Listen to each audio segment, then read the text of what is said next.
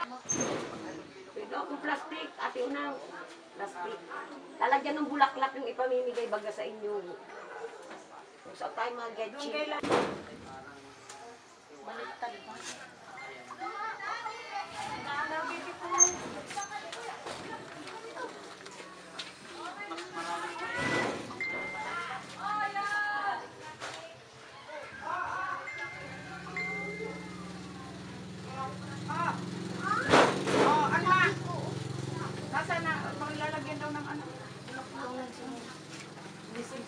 Sa ate unang. Anak, picturean mo si pagsilik. Hey, picturean mo. Oh, ikaw na kasi. Dapat nag-picture din tayo. Pwede ba ganyan? Pwede. Hindi naman yan. Ikaw na ito na. Anak! Uyan na, oh. Halika, uyan.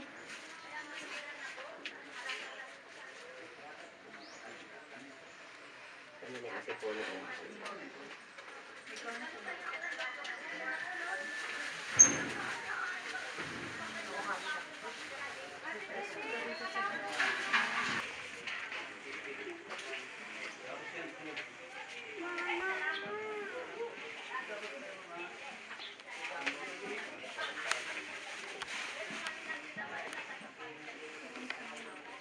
May kausap na. May pantay. Noy!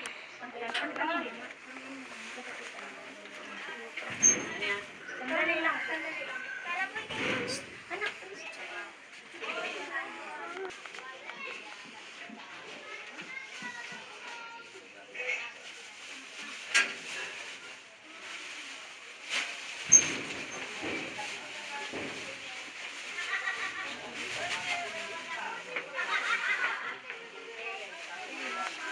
Nandito na sila Kurita. Nandiyan na. Oh, ikaw na, Sid. Sige, alis.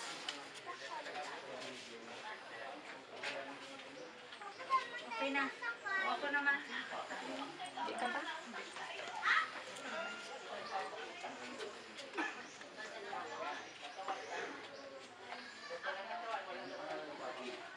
Okay na?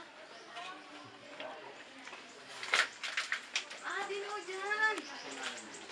Wala na yung cellphone ko. Kuha ka doon. Kuha ka doon kay ate. Kung nasa lagayan mo. Kaya kuha ka ng ganito. Halika dito.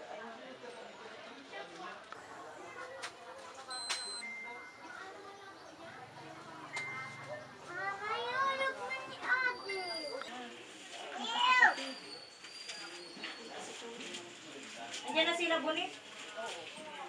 Wala sila lang ang walang picture tsaka kayo. Tawagin mo na sila, Bonit. Pumunta ka doon.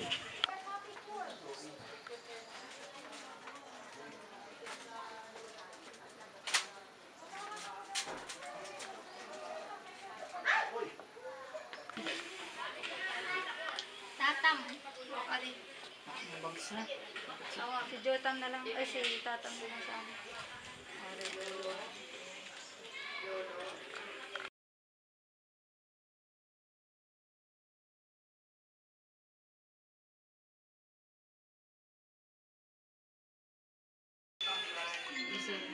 Sa simbahan, isa lang yung tayo lang lahat.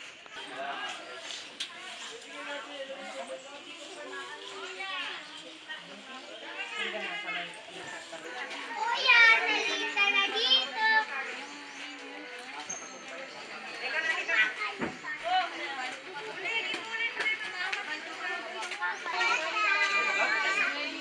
Para mag-rice na. Okay. Kuya, nalita na dito. Ano? Psycho! Ay! O, dito ang dapat try natin kung pwede na.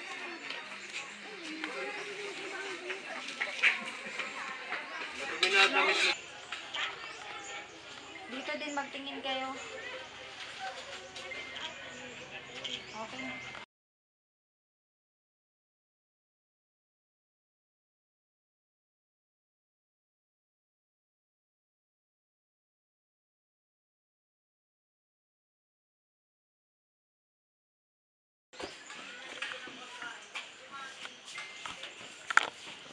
dito.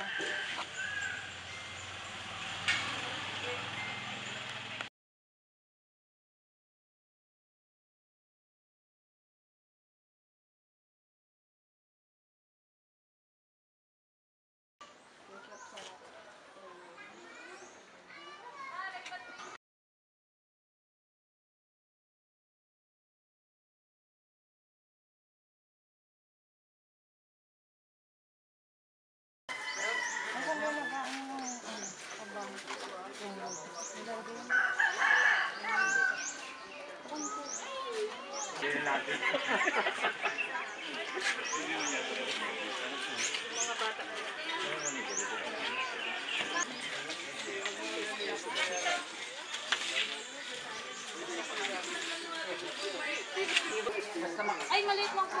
Yung kakasyo.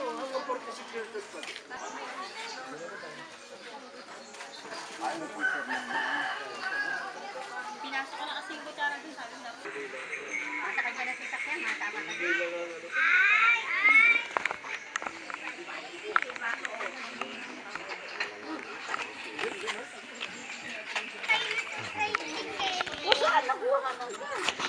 Kajang kasa.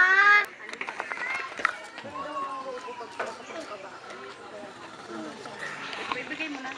Ay! Ay, no! No! Yan! Yan!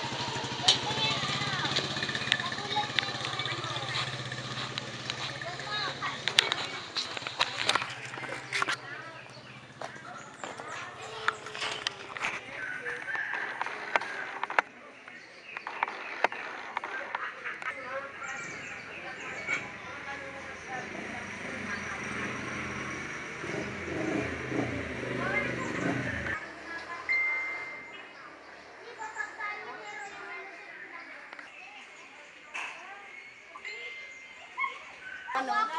Isang ba na lang? Kaunti ang bata? Yung mga anak ko ayaw man magban, yung maliliit sige lang. Yun na lang kay Dundo talaga.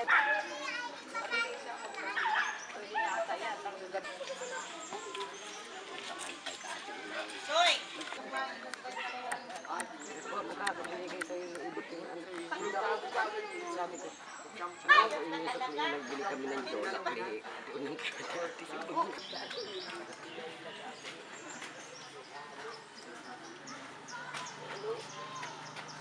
sa iba may masakit. Nag-try daw. Doon malakas ang hanggang sa isang ba?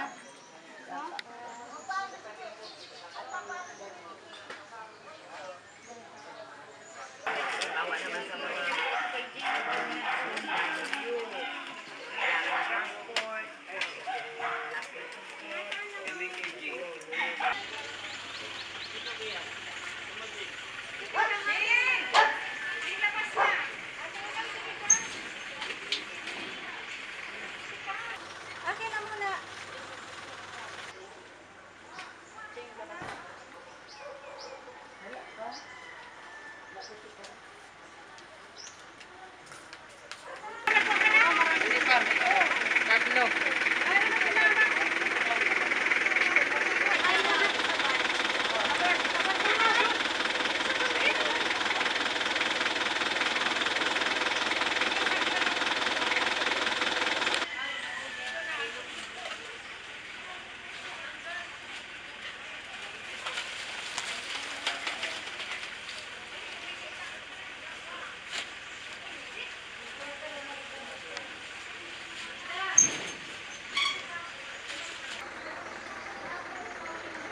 Yana, pwede ka dito. Ay, nag-headan ka naman.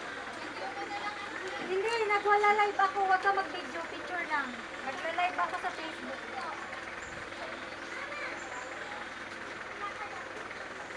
Noy, yung picture ni Noy. Mga bata. Si Noy. Mga bata. Kasi na yung picture na Ano si Rubik? Kunin mo na. Hindi, wag na kunin. Ipaabot na lang sa kanila. Bagong, Ay, dito si ka na. kayo mo lang yung isa. Hindi, iabot na lang yung ganang sasakro. Wag na magpasok.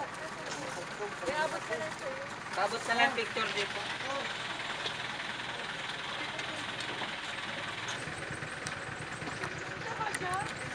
Ano kami ka nag-jack? Labas mo na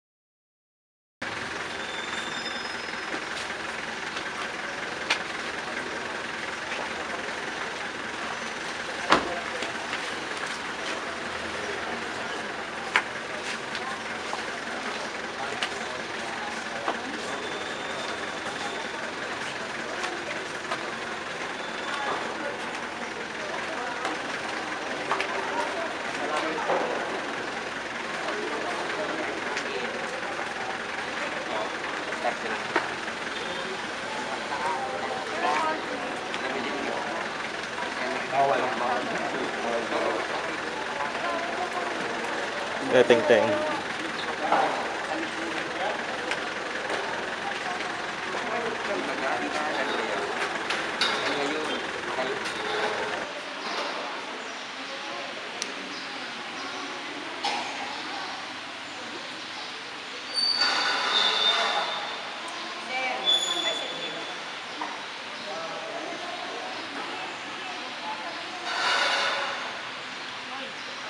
Mayroon tayong lahat ngayon. Sa pagtitipon natin para sa paglilibing na ito, para kay Benjamin, tayo dumudulog sa Diyos ng awa, umaasa sa Kanyang pagpapatawad, pagkakaloob ng kapayapaan sa ating lupa. Sa ngalan ng Ama at ng Anak at ng Espiritu Santo. Amen. Sumainyo ang Panginoon.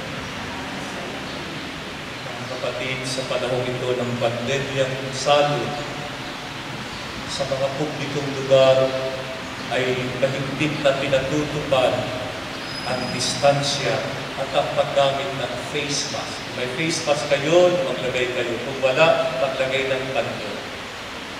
Sapagkat hindi nyo sigurado ang katabi natin. Maaaring malakas siya, subalit pwedeng yung lakas na yun, hindi nga maramdaman yung ayon sa kanya, pero maaaring maidala niya sa iba. Kaya po tayo pinag-iingat. Sa katunayan, akala natin tapos na ang quarantine natin lahat sa Luzon, masusunod na simana. Pero hindi po magkantay tulog hanggang katapusan. Sa katunayan din, halos isang buwan na tayong mga walang pagdiriwang sa simbahan upang makatulong sa panawagan ng pamahalaan sa social distancing na ito. Hindi lang tayo ang nahihirapan, kundi ang buong mundo sa panahon ito ng pandemyang salud. Subalit sa pagkakataong tulad nito, tinatawag natin ang Panginoon Diyos na maging lakas, lalo na ng kalooban ng mga taong nabibigatan at lalo pang nadagdagan natin sa pagluluksa sa isang minamahal. Mga kapatid, sa inyong kalumbayan at pangungina, madaman niyo ang pakikiramay na ito ng bayan ng Diyos. Sa binyag, ang kapatid natin sa Benjamin ay nabahaginan ng pagkamatay ni Kristo. Ngayon naman, sa kanyang kamatayan, dalangin natin na matamo niya ang buhay na walang hanggan. Tandaan natin ang sinabi ng Panginoon. Ako ang muling pagkabuhay at ang buhay. Ang sumasampalataya sa akin, kahit mamatay, ay mabubuhay. Balang araw tayong lahat magsasama-sama sa piling ng ating Ama sa kalangitan. Magsiupo at pakinggan natin ang salita ng Diyos. Ulat, isang Pablo Apostol sa mga taga-Roma. Mga kapatid, hindi ba ninyo nalaman pagdating mo sa iyong kaharian? Ang iyong pamalo at tungkol ay nagpapasigla sa akin. Pinakakain mo ako sa harap ng aking mga kalaban. Pinapahiran ang aking ulo ng langis. Panginoon, ang pagpapahayag ng mabuting balita ng Panginoon ayon kay San Juan. Nang panahon yun, binika ni Jesus sa kanyang mga alagad, huwag mabalisa ang inyong puso, sumampalataya kayo sa Diyos, sumampalataya rin kayo sa akin. Sa bahay ng aking Ama ay maraming silid. Kung di gayon ay sinabi ko na sa inyo pagkat ako'y paruroon upang ipaghanda kayo ng lugar. Kapag ako'y umalis upang ipaghanda kayo ng lugar, magbabalik ako at isasama ko kayo, upang kung saan ako naruroon ay dumuon din naman kayo, at kung saan ako patungo ay alam na ninyo ang daan.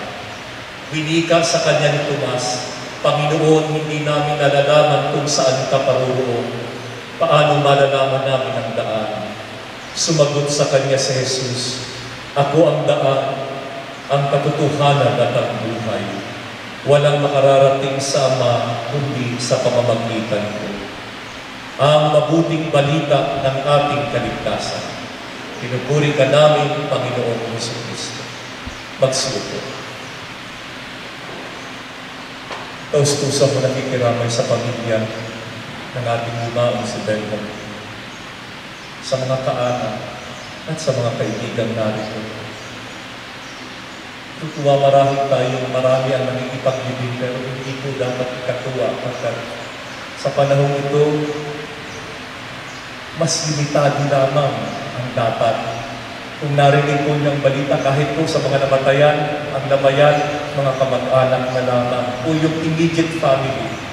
Sapagkat kapag marami tayo, nilalagay natin sa panganib, hindi lang ang sarili, kundi ang pamilya, uuwian natin pagkatapos ng paglilibing.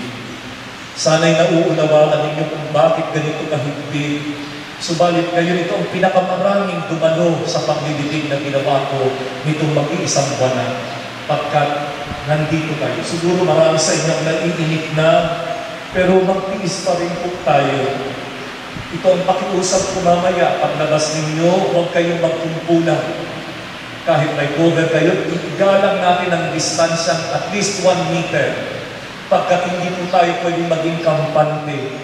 Ang dami na po nating sakripisyo, halos isang buwan. Ang una na po na tatamaan ng sakripisyo ito ay ang mga walang-wala sa atin, yung nabubuhay sa pang-araw-araw na pagtrabaho na ngayon nakatigil sa kanilang tahanan. Pero hindi po natin pwedeng sayangin ang sakripisyo ito. Alam kong mauunawaan ng pamilya kung iilan lamang ang dadalo. Pero hindi natin kailangan dumalo lahat sapagkat nasa pandemya tayo. Kaya nga po, isang buwan na halos din wala tayong pampublikong misa. Masusundan niyo ang misa natin sa telebisyon at sa Facebook. Meron tayong live streaming lalo ngayong mahal na araw. Pero ito ang pakiusap ko sapagkat napakarami ninyo. Natatakot po ako na ito'y maging dahilan para maging mapanganib ang sitwasyon natin. Kaya po, mamaya, paglilibig natin, huwag po kayo magkumpulan. Inuulit ko yan para ako po sirang plaka dyan. Pero kasi yan lang po ang solusyon natin sa pandemya. May makalusot na isa at mahawak sa atin, masusundan ka agad ng isa. Narinig niyo ba ang pagtigil ng virus? Hindi po. Kaya panatilihing nakalagay ang inyong face mask. Alam ko sa mga bata, hindi kayo masanay. Pwes pag nasa pampublikong lugar, maglagay ng face mask. Kung ayaw nyo maglagay ng face mask, manatili lang sa loob ng bahay. Kaya ang quarantine, isa lang sa bahay ang nakakalabas. Pagkat yun lang po ang pwedeng gawin natin sa panahon ito ng krisis. Huwag natin i-undermine, huwag natin kung baliwalain ang ganitong pagsisikap. Sabi ko nga, ang dami na po nating sakripisyo, huwag nating sayang. Kapag lalabas, kapag pupunta sa mataong lugar, igalang ng distansya upang huwag naman po ipahintulot na may mahawa dahil sa kapabayaan natin, mahawa pati ang mga nagpipila. Maging ang pagtitipon sa simbahan. Nalulungkot ako sa ganitong panahon tayo, nagkatipon, lalo na sa pamilya ng ating lumao. Natatandaan ko nung bigyan ko ng huling sakramento sa Dalhangin, ilang buwan rin na nakakalipas sa ospital. Pero ngayon, tayo ay nananalangin sa Diyos. Dahil siya naman ang nangako ng buhay na walang hanggan. At totoo, sa panahong ito, kinakapitan siya ng bawat isa sa atin nang sabihin ni Jesus, ako ang daan, katotohanan at buhay, hindi ito pambubola lang. Nang sabihin niyang walang makakarating sa Ama kundi sa pamamagitan ko, binibigay niya sa atin ang susi ng buhay na walang hanggan. Si Jesus na Panginoon.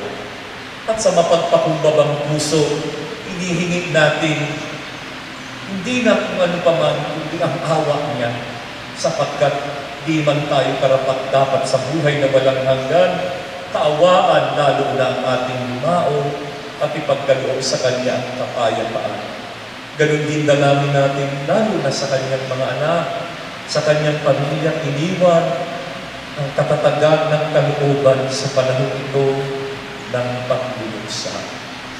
Mga kapatid, ang ating ginagawa ay pagpapahayag ng pananalig natin kay Jesus na muling nabuhay. Sa katunayan, kahit hindi tayo makakapagdiwang ng Holy Week sa simbahan at ng Easter, hanggat hindi na ibababa o naaalis ang quarantine, ang mahigpit na pagpapatupad ng quarantine sa buong Luzon, enhanced community quarantine. Hindi po tayo magkakaroon pa ng pagdiriwang na sama-sama sa simbahan. Pero mahaabangan niyo yan sa telebisyon. Mamayang alas 3, ito'y panawagan ng gobyerno, lalo na sa mga mananampalataya, ikaw ay Kristiyano o Muslim, Protestante, born again, o ano pa man, ang panawagan sama-sama manalangin mamayang alas 3. Ito ang tinatawag na interfaith prayer para sa pagsubok, paghiling ng awa at tulong sa Diyos. Kaya lahat ng simbahan bilang pakikiisa dito ay magbabatang-tang po. Ang pagkampana sa simbahan ng alas 3 ay pakikiumisa ng lahat ng simbahang Katolika sa Pilipinas para sa interfaith prayer na ito. Kaya pag narinig po ninyo yun, meron din pong live coverage sa TV, tayo ay sama-samang mananalangin. Kung marinig po nyo, usually araw-araw, pag alas 12 at alas 8 ng gabi, ay nagtatangtang ang simbahan. Yun po ang pakikiisa ng buong sangkakristyanuhan ngayon, na tuwing alas 12 at alas 8, nagdarasal tayo para sa ating kaligtasan at sa bayan. Idalangin po natin ito. Tulungan natin palakasin ang loob. Yung iba marahil hindi kumbinsido, okay lang. Pero sa mga nangangailangan, madaman yung kaisa kayo sa pananalangin, lalo na sa mahirap na panahon ito. Dalangin ko po na ang ating gagawin, lalo na ngayon, paglilibing ay maging paalaalang ang buhay ay hindi natin pag-aari. Hiram lang sa Diyos. Kaya ano man ang mabuting pwede kong gawin, gawin ko na ngayon pagkat hindi na ako babalik sa buhay na ito. Mamayang alas 4 po, ililibot ko ang imahe ng mahal na Birhen sa mga barangay natin bilang paghingi ng awa sa Diyos sa pamamagitan ng mahal na inang ating patrona. Hindi naman po kayo nanyaya, pero kapag dumaan sa inyong barangay, ay sana'y mapagbigyan natin tanggapin sa puso. Sulo lang po ako kasama yung sasakyan. Imbis na magprosesyon tayo ngayong Miyerkules Santo ng mga imahe natin sa pag-alaala ng paghihirap ng Panginoon, tangang ipoprosesyon natin mamaya alas 4 ay ang imahe ng ating patrona, ang Birhen Maria. Nakikiusap sa Kanya, ingatan ang bawat pamilya sa atin. Huwag namang ipahintulot na may magkasakit sa atin ng COVID-19. Ito po ay ating sincere na ginagawa upang hingin ang tulong ng Diyos sa pamamagitan ng mahal nating ina at patrona, Nuestra Señora del Santísimo Rosario. Sa inyong mga tahanan, alam ko po, kapag naglalamay, nagdadasal din tayo, may pasyam tayo, huwag niyong makalimutan tumawag sa mahal na ina. Sa pagrosaryo, ibigay kay Benjamin ang kapayapaan sa pamagitan ng paglapit din natin sa ina ng ating Panginoon Jesus, si Maria. Idalangin natin ang kapayapaan ito ni Benjamin. Amen. Susunod po natin ang pag-aaral. Kunin mo sa tanggapin mo ang aking kalayaan, ang aking kalupa, ang isip at kulita ko. Lahat ng hawak ko, lahat ng loob ko, dapat ay aking alay sa mula sa iyo ang lahat ng ito. Muli kong handog sa iyo at lubayan mo't paghari ang lahat ayon sa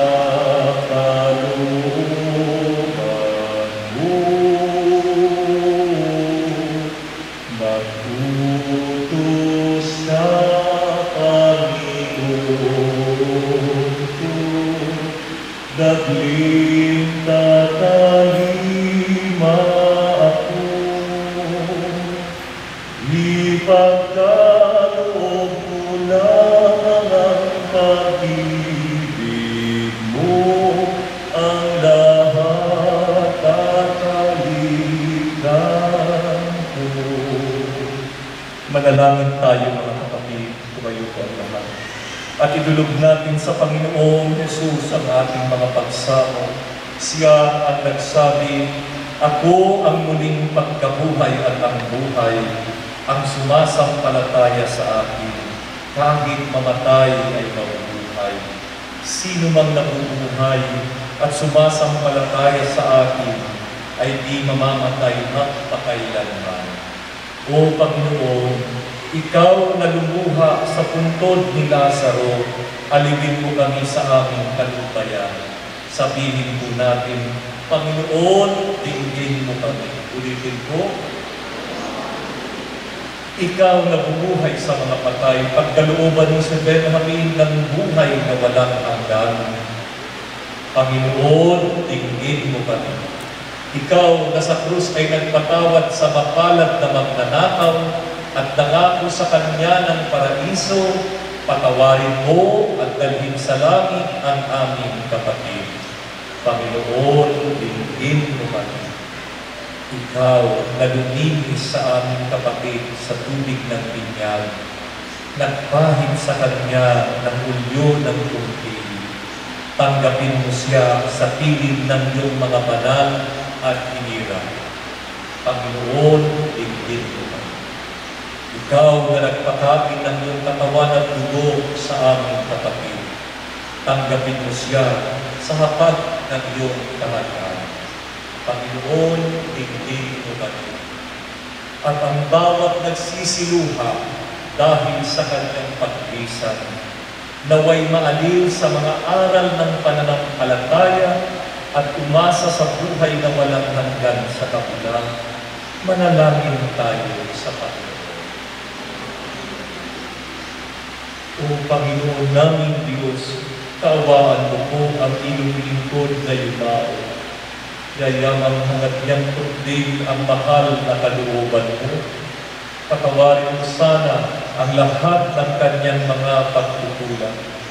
At dahil sa tapat na pananalig sa iyong anak, ay nakikiisa siya sa mga may pananampalataya. Naway kaawaan mo siya upang makapiling siya ng mga anghel sa kalangitan, alang-alang kay Kristo, aming Panginoon. Amen. Sa tagubilin na nagagaling na utos at turo ng Panginoong Jesus natin at Diyos, nakasloob natin ngayong dadasalin. Ama namin, sumasalangit ka, sampahin ang ngalan mo, mapasa amin ang kaharian mo, sundin ang loob mo dito sa lupa para nang sa langit. Bigyan mo kami ngayon ng aming kakanin sa araw-araw at patawarin mo kami sa aming mga sala para nang makapatawad namin sa nagkakasala sa amin. At huwag mo kami ipahintulot sa tukso at iadya mo kami sa lahat ng masama. Amen. Mga minamahal, buong pitaga natin ihahati ang mga labing ito ni Benjamin upang dalhin sa huling hantungan ng lahat ng tao. Manalangin tayo ng may matibay na pananalig sa Diyos. Siya ang nagbibigay buhay sa lahat ng bagay upang ang marupok na katawan ng ating kapatid ay muling mabuhay pagdating ng panahon, puspos ng lakas at luwalhati sa piling ng mga anghel at banal. Sa paghukom, magdalang awa sa Kanya, ang Diyos at patawarin nawa sa Kanyang mga kasalanan. Ihatid siyang maluwalhati ni Kristong mabuting pastor upang tamasahin niya ang kapayapaan at kaligayahang walang hanggan. Sa piling ng ating Ama na siyang hari ng buhay at kamatayan.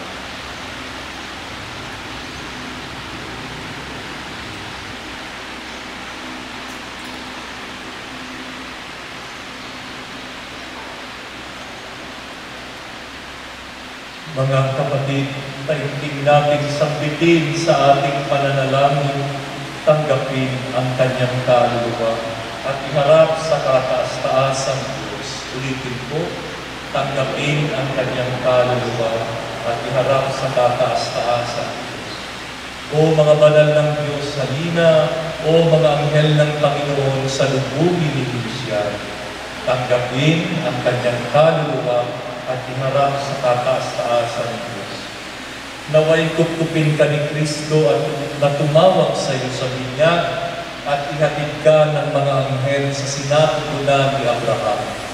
Tanggapin ang kanyang kaluluwa at iharap sa kataas-taasang Diyos.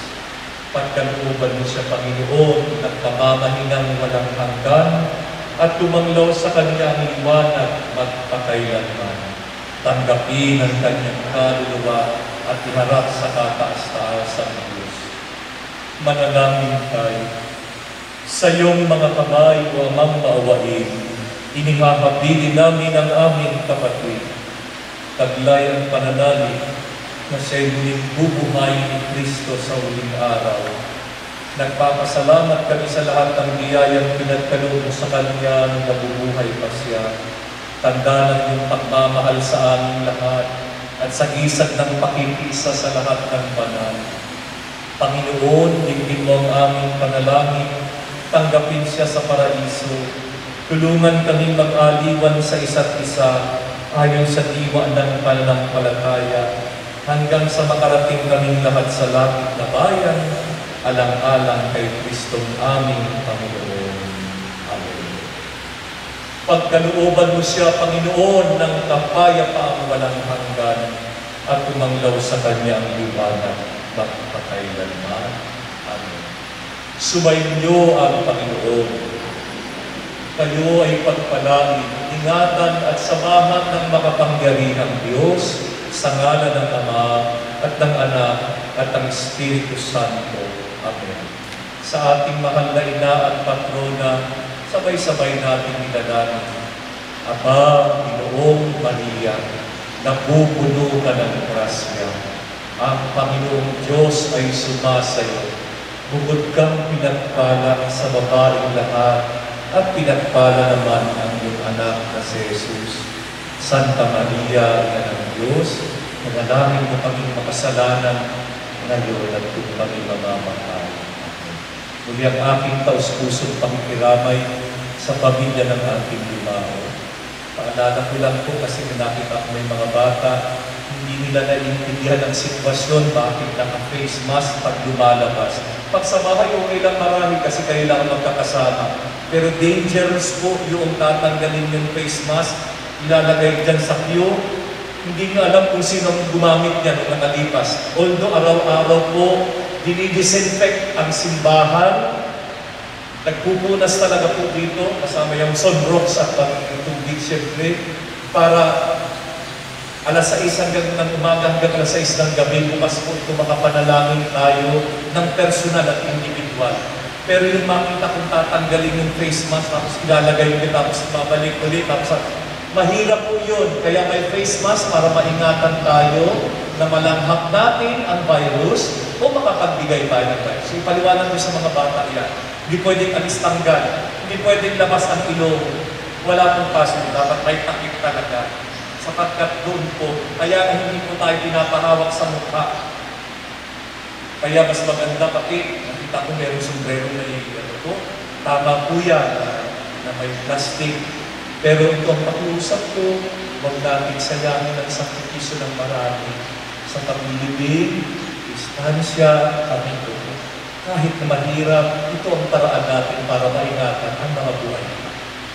Ako po ay taus-pusong nakikiraman. Maaari lang po natin ihatid ngayon ang mga labing benwin sa kanyang ibig.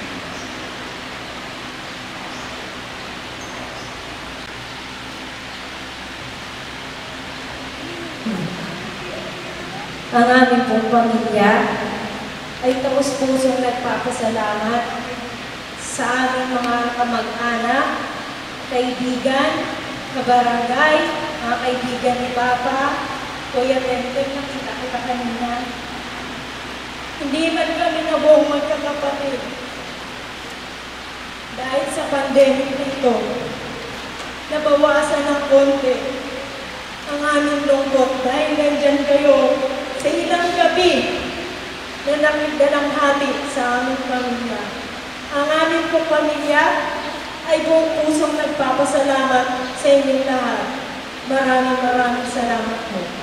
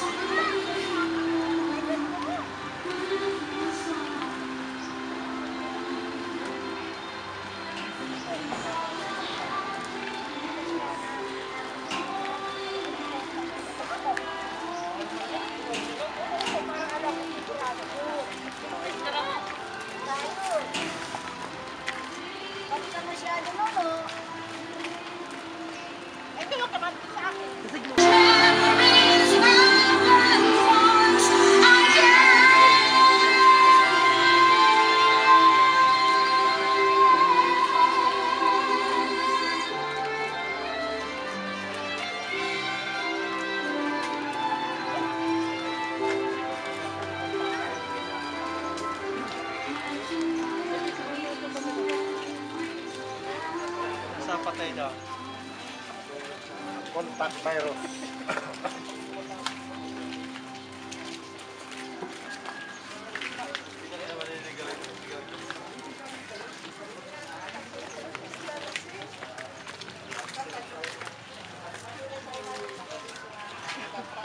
Baka tayo Facebook.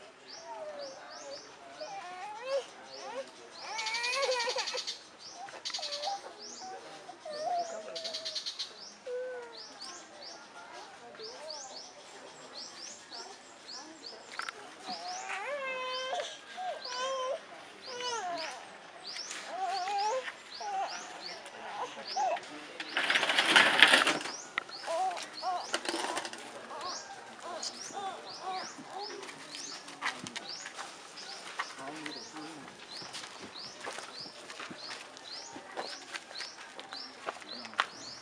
mga pangalan, tanggal lang.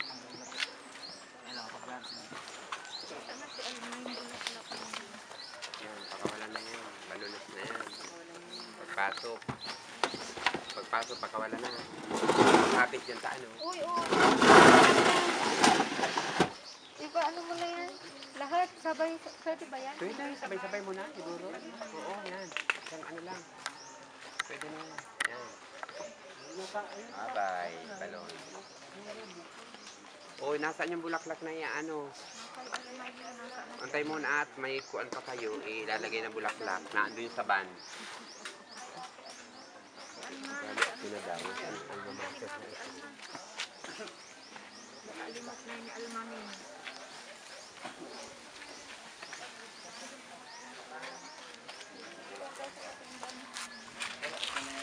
Yan lang, oh.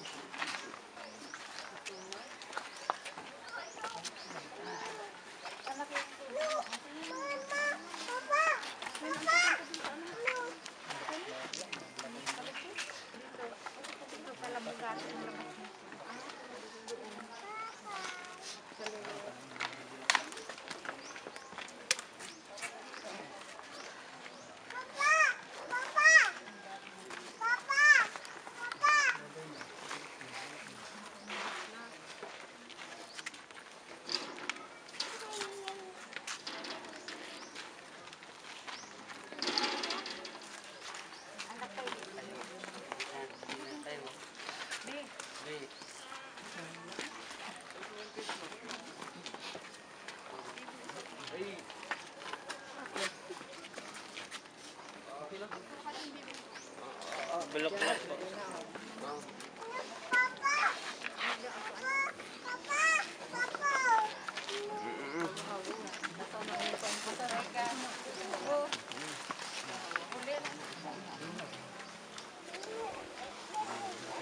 Awan tayo nila.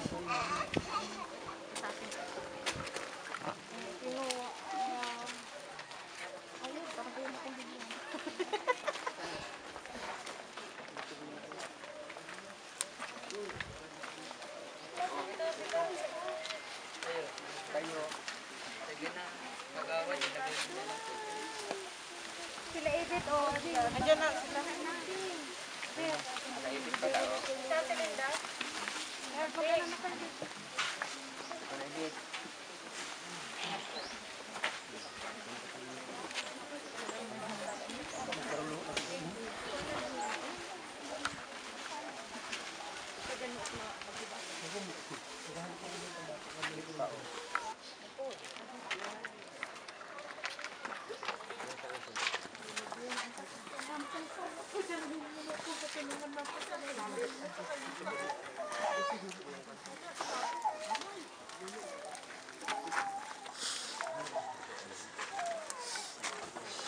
Ina.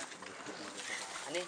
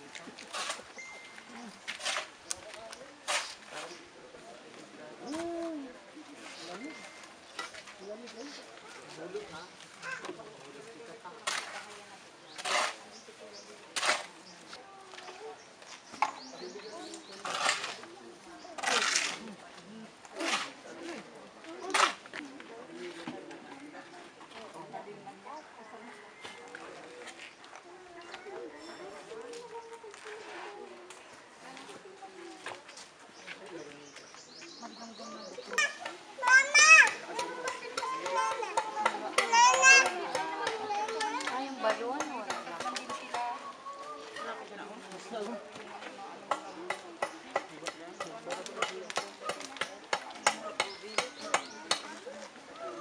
Yan.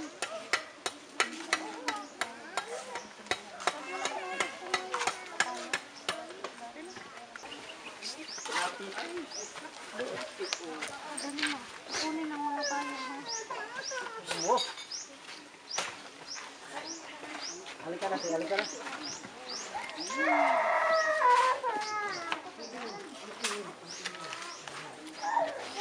Halika na, halika na.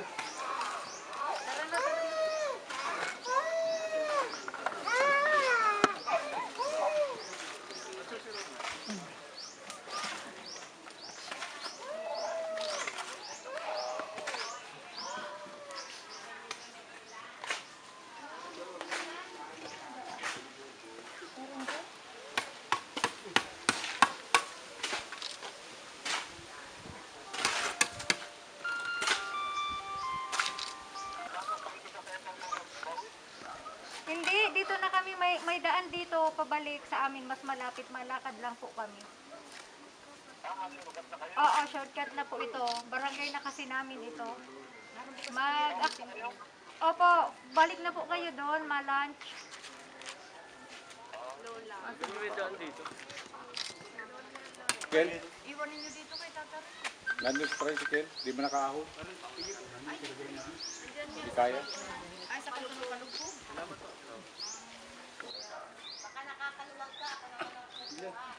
Wala nang iba, mani. Ha? Wala nang iba. Wala. O, Kuya Melvin. Sandaan lang na. Kuya Melvin. Meron bang isang ano man? Ha? Dito. Dito. Parehas mo na.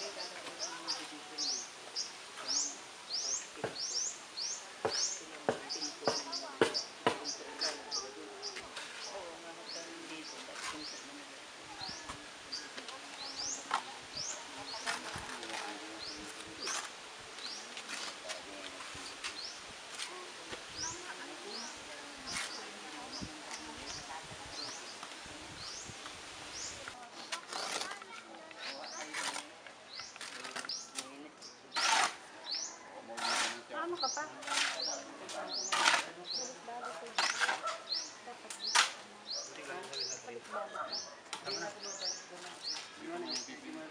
Ay, tricycle. Magpadala ka, no eh.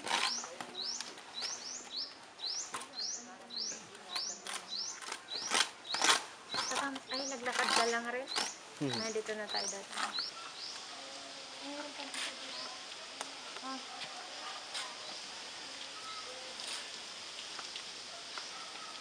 Nag-iyak na ulit ako gabi.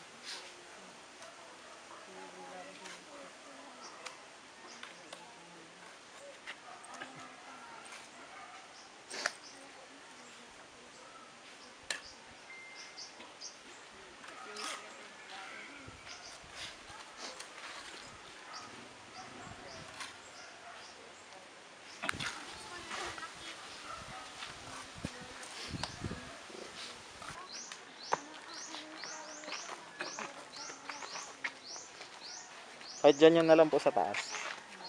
Sa ibabaw.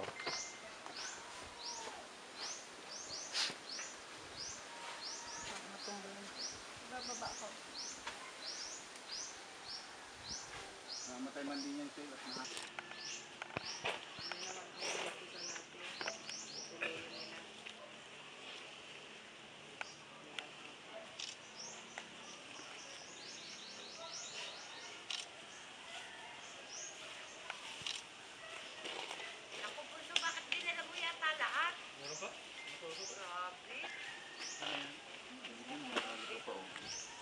Nagkuha kang tubig tsaka ano?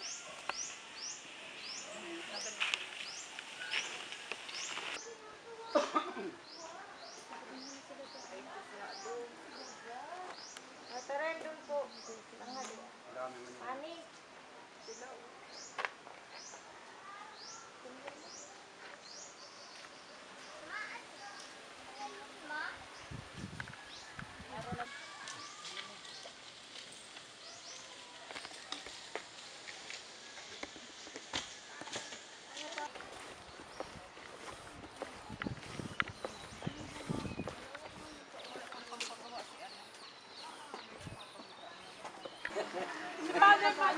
Puta, bigyan ka naman tayo ng brother.